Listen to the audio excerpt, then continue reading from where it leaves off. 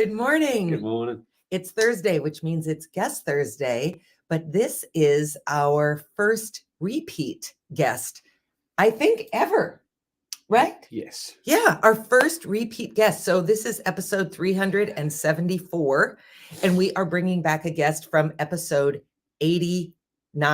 Wow. 89. So let's get him up on camera and talk with Jonathan Holth. Hi, Jonathan. Hey, Jonathan. Good morning, guys. How are you? Good. Fantastic. How are you?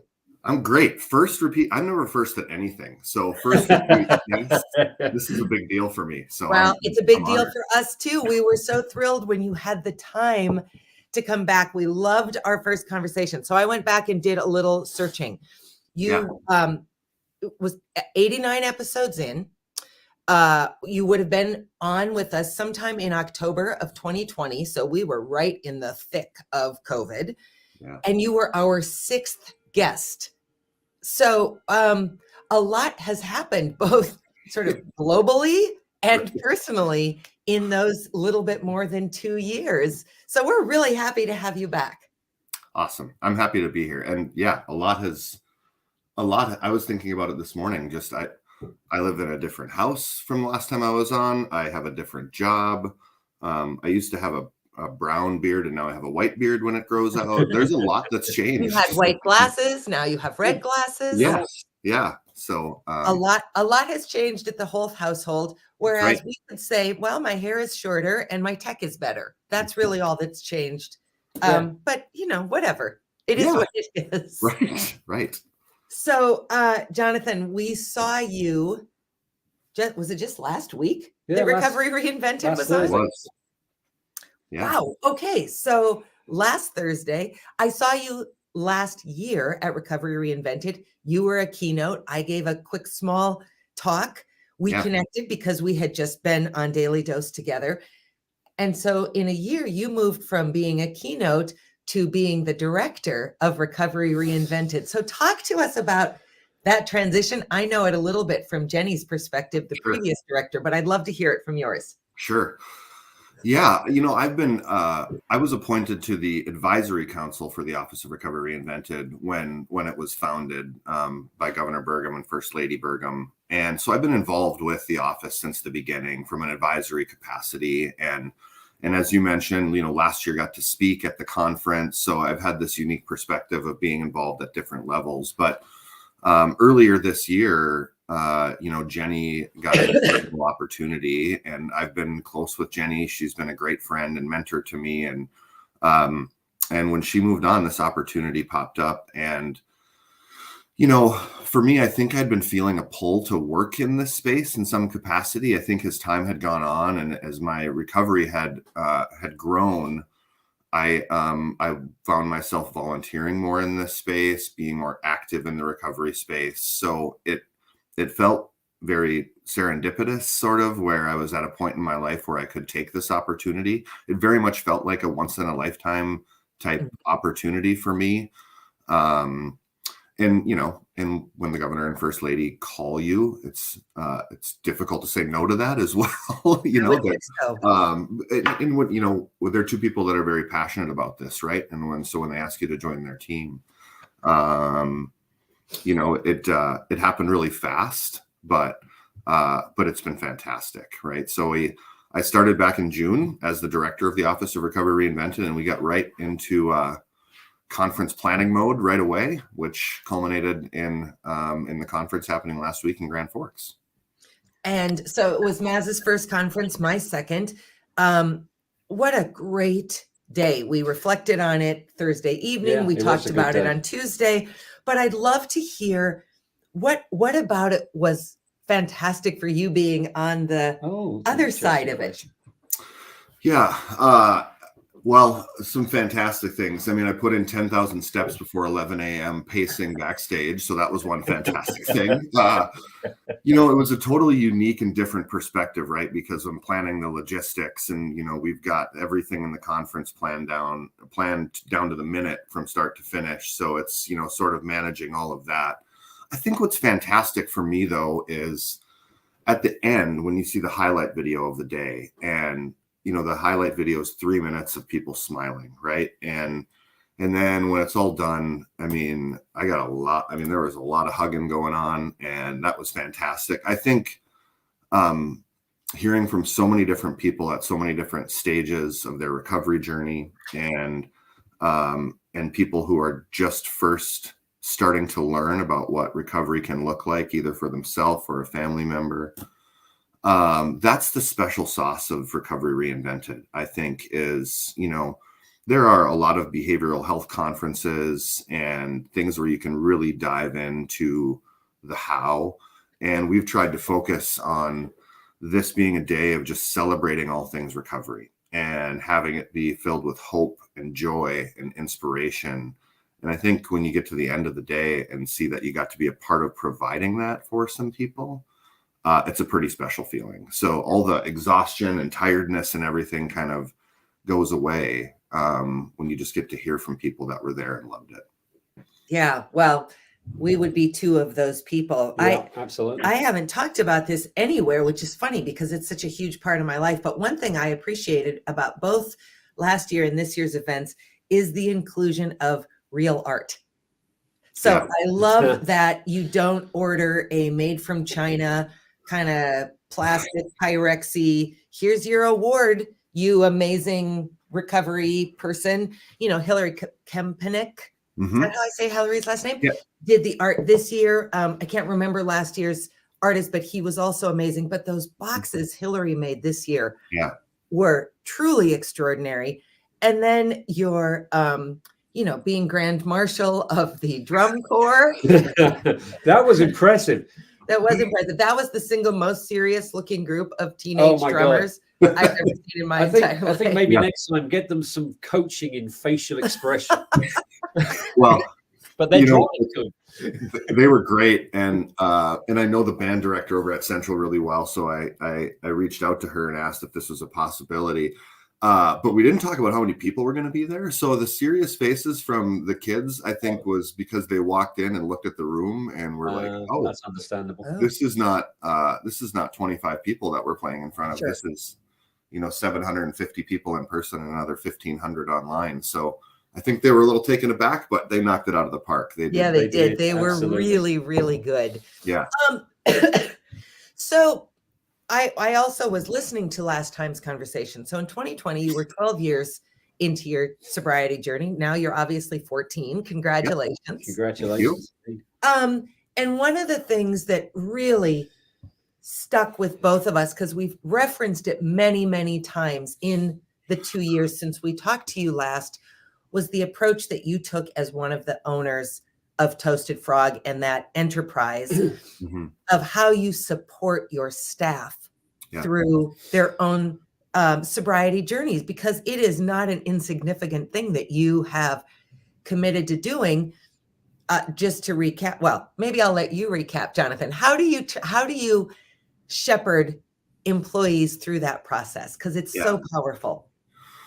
Thanks. We take a sort of a 3-step approach to recovery in the workplace. And that is, when people come on board with us, we simply share with them right out of the gate that if you at any time need to seek help for an addiction of any type, let us know and we'll support you, and you can take as much time off as you need to get better. The second part is that we just say, you don't have to worry ever about losing your job for sharing addiction or mental health battles with us. Don't worry about that, because that, whether it's true or not, is a barrier for a lot of people in their heads, that they say, I can't come forward or talk about this because it will my employer will have a negative view of my performance and who I am, so I could lose my job. I can't afford to lose my job.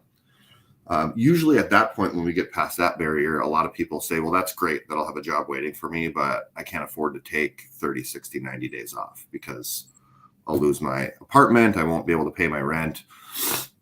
So we just tell them that we're going to pay you when you're in treatment, and just say, here's the deal. You don't have to sacrifice financial well-being for your overall well-being.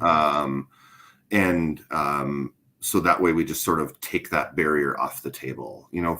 Helping people find treatment is ultimately just about eliminating barriers that prevent them from going. And if we have the ability in the workplace to eliminate those, my belief is that we have a responsibility to do that. But I also think that, we've proven through this model that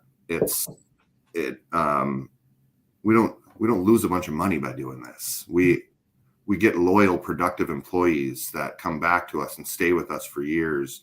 They're more productive in the workplace. So we haven't actually measured it, but I'd be willing to bet if we did that we make money by taking this approach, right? Because of the productivity that we get and the loyalty that we get. So it's really it's a simple approach, but it's worked really well for us. And it's an industry that's, plagued with addiction. I mean, there's no secret about it that the restaurant and bar industry has struggles with addiction. So it's been an effective model for us. It's amazing. Absolutely. Have you seen any other owners adopt this model since you have started? I mean, imagining we're not the first place you talk about the fact that you do this work. Yeah, I don't know if I've seen other businesses adopt this exact model. What I've always encouraged people to do, and I think I did this when I spoke at Recovery Reinvented last year, is to say, like, look, this is what works for us, right? For our size of business and for the type of business that we have, this is what works for us. It might not work for a business that has 5,000 employees. But what is important is that you sit down as leaders in your company, as HR leaders, as decision makers, and look at your policies and what you can do. And it's probably going to look different for every company in some capacity, but the conversations have to be had. So I would say, and I didn't think about this till right this minute, but I bet it was around the time of our conversation with you. A high-level executive who I know, who works in a very traditional business, 8-to-5 model, called me in 2020 and said, look, I've been watching Daily Dose a little bit, and we have an employee who very clearly needs to go to treatment. We're not exactly sure how to approach it with him. And we don't exactly know what to do as a business. Do you have any thoughts? And I remember thinking, wow, this feels really out of my realm as an arts administrator, spouse of a recovering addict. But we had multiple conversations, and they ended up rethinking their policy. They stayed with the employee. They sent the employee they had a conversation with the employee. The employee agreed to go to treatment. They helped fund it. They secured his job. They did everything that you have done. And really, this could hardly be a more different environment than the environment that you work in. But I just had a chance to have a recent conversation with that executive, and that employee is doing beautifully. Yes. So, I mean, it's really a remarkable thing because the executive said to me, we care about this person as our employee, as a member of our community. We don't want to just sort of set him adrift because he's not functioning in his job the way he was functioning in his job before this became a problem. So I bet that our conversation was a motivator around that, Jonathan. So I wanted to share that with you. Well, that's fantastic. And I think, the way you started that dialogue is talking about, someone saying, I don't really know what to do. I know that this person needs help, but I don't know what to do next. And, to think about how many, there's a lot of people, I think, that are in that spot, right? Where they haven't had to necessarily directly face this with someone. But usually if you at least are willing to start conversations and lead with empathy and kindness, I mean, it can go in the right direction, right? I mean, if that was their child versus their employee, they would be diving in and saying, what do we need to do? We got to do something here, right? So I think you take the same approach, but this has not been something that the workplace has had to deal with for the past few generations. Usually it's something, you check your personal stuff at the door, right? And you go home. So it's new, but I think because of that, there's a real opportunity to make a difference if workplaces get more involved in this discussion too. Well, we spend the majority of our waking lives at work. We do. I mean, it would be great to say, this is a family problem. It really isn't. It is a family problem, but it's also an employee problem. Right. You're not getting your best from your employees if they are only trying to hide, and as you two discussed last time, mostly failing at hiding their challenge with addiction. Yes. Terribly failing at Yeah. hiding. Yeah. I mean, if you're failing at home, you're also failing at work because you're just sort of failing full stop. Right. Yeah. Jonathan, I'm curious to know, what else does Recovery Reinvented do besides your great big day? Yeah, I don't, get the next 360 days off. We have, so I should start by telling people the mission of Recovery Reinvented, the Office of Recovery Reinvented, quite simply is to eliminate the shame and stigma of the brain disease of addiction, right? And we do that through powerful storytelling. Really is the way that we have seen make a difference. So outside of that, outside of the conference, we work hand in glove with the Department of Health and Human Services, with the state of North Dakota Behavioral Health Division, to lead conversations. We have roundtable conversations to try to overcome barriers with treatment providers in the state. I've told people that one of the things that I wasn't necessarily expecting about this job, but has been fantastic since I took it, is I get calls on a daily basis, literally a daily basis, from everyday North Dakotans that we put my cell phone number up on the website, that call me and say, I have a son or a parent or a friend who needs help and I don't know where to go. So just what we were talking about. Yeah. And I get to walk them through that, which has been like the coolest thing. So we work with other states on recovery-friendly workplace initiatives and learn from other states to see what we can do on that front. So really throughout the rest of the year, we're sort of just in the trenches, trying to convene conversations. We have a legislative session coming up. I imagine I'll be spending a fair amount of time at the Capitol in Bismarck having conversations as we head into this next legislative session and throughout that session. So it's a lot of different things. My calendar is full. I'll tell you that much. We travel around the state and speak at recovery centers. I share my recovery story at recovery centers. So it's a lot of different things, but we're, in a nutshell, we're on the ground fighting the battle. So yeah, amazing. What has surprised you about this job so far?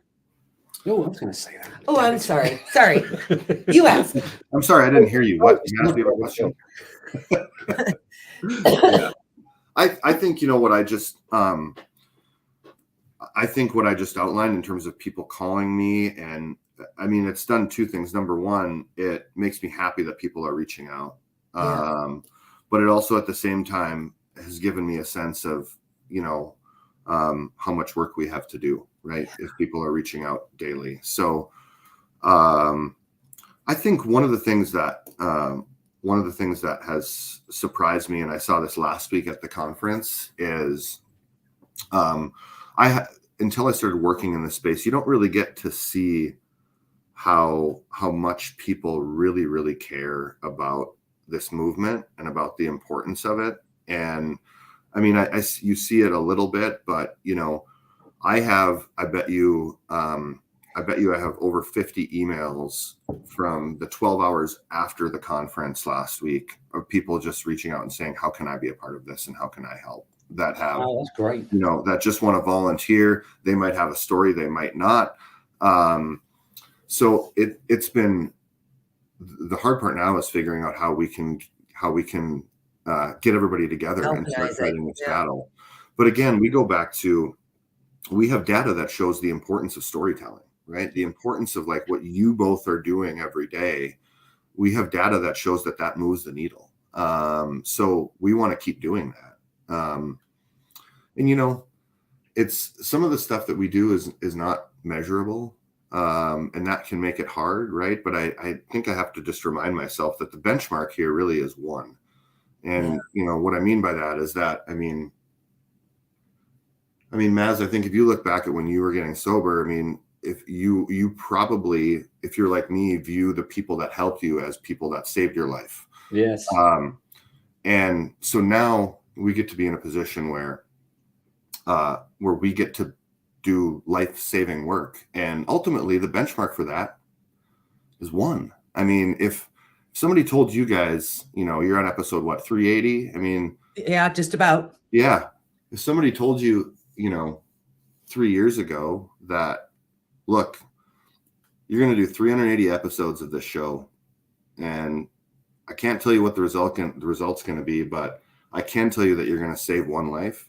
You guys would have done it in a heartbeat. You wouldn't have even thought twice about it, right? You're right. Yeah, absolutely. So so I have to remind myself that the benchmark here is 1, right? And that this is life-saving work. I mean, you guys, if it weren't for you two, you introduced me to Patty Sen through your show. And now I recommend people go see her every week, right? Yeah. And she helps save their life, right? Yeah. So this is life-saving work, and it's worth it. And it's just a flat-out honor, and it's humbling to be a part of it. And you guys are doing it too. That's amazing. That is amazing. All right, I'm going to sit quietly so you can ask whatever questions you have. I don't want to steal your thunder. You know what moved me actually most about last week is when those in active recovery stood up and you asked us to sit down. I was amazed and thrilled and happy in a weird way. Lots of emotions. I sat down after, it's a, you said 10 to 3 to 5, I think. 3 to 5 years. What was it? Doesn't matter. Doesn't matter. Yeah. So, I'm on the cusp of 6 years. So I sat down that point and we continued. But I clapped for an awfully long time afterwards because you had someone who was 42 years sober, and that was amazing. Yeah. Yeah. And this person who she must be close to 70, looked fantastic. She was happy and smiling. And I thought, that's what I want to be when I'm 70. 100%. I think I told you guys, I mean, that's my favorite part of the day. I've been at every Recovery Reinvented conference, so I've got to, I've sat in the audience and been a part of that. And then the last 2 years, I've got to do it with the First Lady on stage. And it's, I even watched the video as of you standing, that. Oh, yeah, the little one I took. Yeah. And you know what? I mean, I don't know. One of the first things I noticed, you're standing up pretty proud, right? You got your shoulders back a little bit. And like from the stage, that's how everybody looks out there. It's amazing when we say, if you're in recovery, stand up from the stage, to see everybody pop up so fast. Yes. It's such a proud moment for people. Yeah. I think last year we had somebody that was 46 years in recovery. I do too. It was a man. I remember thinking, you've been sober almost my entire life. Yes. It was shocking. I'll never forget that moment because I'd never been in a space like that where that happened. Yeah. And I think, one of the most memorable things I have of an AA meeting is a guy called Jim. A lot of the people in the men's only 8 o'clock meeting are called Jim because apparently 50 years ago, that was a very popular name. 50, 60 years ago. So this guy goes, and he gave this great speech. He goes, well, I'm happily retired. I've been married 51 years because I've been sober 40 years. And he just went on saying, I had a great career. I'm on full retirement because I was sober 40 years. I own my house because I was 40 sober years. My children love me because I've been sober 40 years. My grandchildren look forward to seeing him. And he just went on. And I thought, I'm going to cry. Yeah. It was powerful and it was fantastic. And it was whatever, if that's what he was trying to do, he nailed it because he just gave all the people that were in there straight from Prairie St. John. I was looking at them because I sat on the table with a lot of them and they perked up and paid attention to that one. Yeah. I think one of the most, the really powerful thing about that exercise when we do it is, we collect data in terms of who's in the audience for Recovery Reinvented. So when you register, we ask you some questions and then we do the recovery countdown. We're always surprised that there are a large number of people in the audience that are less than a week in recovery, that have, just found sobriety or are just beginning their sobriety journey, that come to this event. And for them to see right out of the gate, right when they're getting sober, all these people at different lengths of sobriety to say, oh, that person next to me is standing proud and smiling and they're a year in. And then that person is 15 years in, and that person is 42 years in. You know, it just, I think for those people for them to see a physical representation of what happiness and sobriety for a long time can look like is just so important for them to be able to keep going in week 2. So, you know, I think the First Lady said, I mean, the people in 24 hours at that point, or a week, that's the most important group. And for them to get to see the power of long-term recovery is just so incredible. Well, you know, it goes back to your point of the success goal is 1. Mm-hmm. If you've been sober for 24 hours, the success goal is, can you get to 48 or maybe 25? Yeah. Yes. You know, I mean, I think it's incredible to say 42, 43, but she only got to 42 or 43 because she was sober for 25 hours. Agreed. And then, you know, all those things. And that's what I love about it from my perspective is every minute is a minute further away from your last drink and closer to the life that you're going to get to live. And that's, wow, we should all be so lucky to have such a mindful moment. Yes. I am 50 days away from turning 50. And so I'm starting this big project where I'm going to talk to people who are 50 plus. And I started today at 11, and I am doing it because I feel like how much of the first 50 just went by, you know, because you can't be like in a present state of gratitude every moment of your life, or that's all you would do. But how do you sort of look back and pick up the things that have mattered and have helped and changed and grown you and pushed you and supported you? And how do you try to do more of that going forward? And I feel like this is the exact same thing. How do you just say to somebody, you're 24 hours in, if you get to the end of today, you're going to be 24 hours plus 7 more hours. That's big. Yeah. It's really big. Yeah. It's powerful stuff. And like I said, there's a lot of different things that happen throughout the day at the Recovery Reinvented conference. But that's always my favorite. Never fails. It's always my favorite. Yeah. So when you go off, and I mean, I presume part of your job is to go off and lobby at the state legislature, right, for funds, or is it? It's not guaranteed. Is there a base rate you get, and you have to go and ask for more? How does that work actually? For the Office of Recovery Reinvented. So you know what? Uniquely, our office and all of the work that we do is funded 100% by donors and sponsors. There is no taxpayer allocation at all for the Office of Recovery Reinvented. So, you know, we have generous sponsors that step up on an annual basis and fund the work of this office, which is great. It's really, I mean, you both saw there were a lot of slides of sponsors at the conference, right? And many of those have been sponsoring since the very beginning. That's amazing. You know, I think I will be out at the legislature this year, probably testifying for and having conversations with many of the legislators about the work of the Behavioral Health Division in the state, about policy changes. I'll likely be testifying more as a person in recovery than I will be as the director of the Office of Recovery Reinvented. We have a significant opportunity to do something special in our state. We just got to get the funding behind it. Yeah. Well, it's interesting. I mean, from just a pure optics standpoint, because it's so driven by the governor and First Lady, I think it's just better that it's not also attached to funding dollars, because that's just people like to keep things as clean as possible. And this means that you don't have to answer to a legislative body, which I think is important. This is not a partisan issue. This is not a East-West issue, wealthy. This is just an issue. This is a human issue. So that's fantastic. Yeah. I have an incredibly sensible conversation. So I'm glad you're sitting down.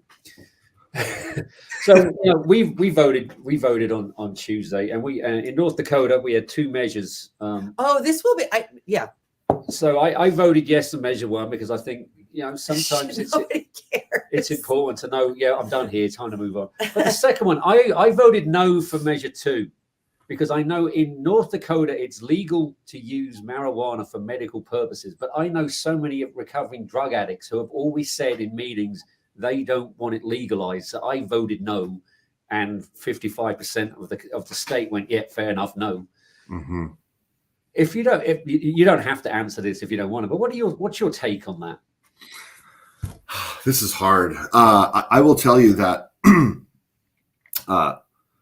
So every year before every election, my wife and I always sit down and have a conversation. All right, it's voting day tomorrow. Let's have a conversation about this stuff. And it's very rare when I don't have a decision made at that point about what I'm going to do. I sat down Monday night with my wife and said, I don't know about this one, right? Because I can honestly see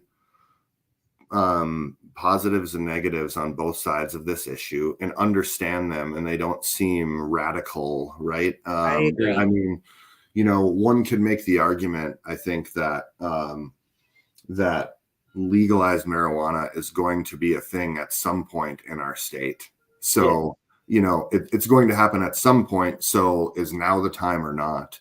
I do agree with you, that I have concerns about it being readily accessible for people, particularly at younger ages. Yeah. There's a ton of science out there now that shows, the brain isn't developed until age 26, right? Dr. Perry in his presentation at Recovery Reinvented touched a little bit on the vulnerability of people when they're in transitions in their life. And those transitions happen, when you go to college or when you start your first job or when you're ending a relationship.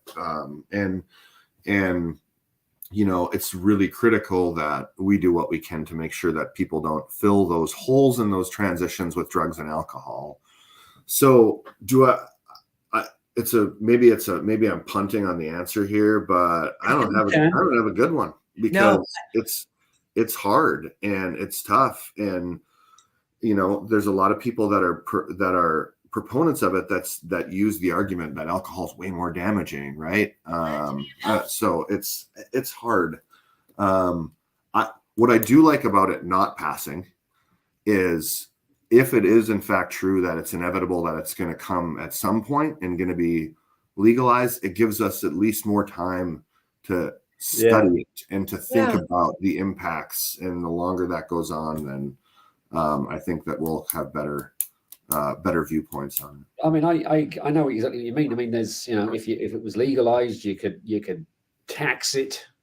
Yeah, the money you'd bring in. You could not put people in prison. Yes, you don't have to put people in sort prison of for trivial crime. But I just had the conversations I had with these people in recovery who said, I'm all right with alcohol, but drugs had a bigger take on me, and I don't want to go back to jail. It's illegal. That's what's keeping me straight and sober. And I just thought, well, I can't vote yes because if it's legal, then you're screwed, and you've admitted you're screwed. So I voted no for them more than anything.